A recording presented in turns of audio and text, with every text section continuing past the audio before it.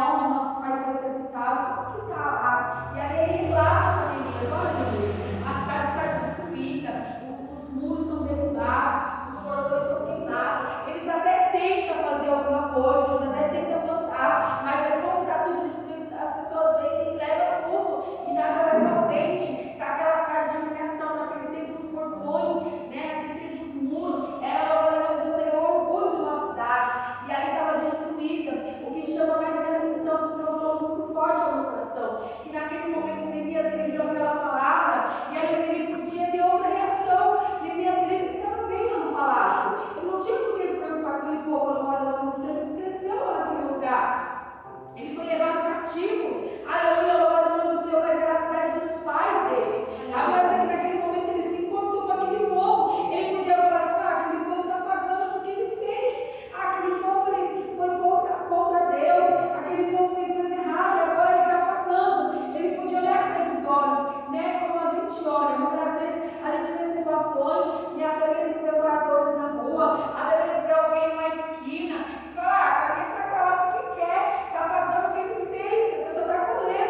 que plantou, mas não, ali eu vejo Neemias uma pessoa curada. Louvado o nome do Senhor Jesus, uma pessoa curada. Ele não olha para o defeito do outro. Uma pessoa curada, ele não olha com um olhar de deboche. Uma pessoa curada não olha com um olhar de vingança, não olha para a pessoa que se lasque.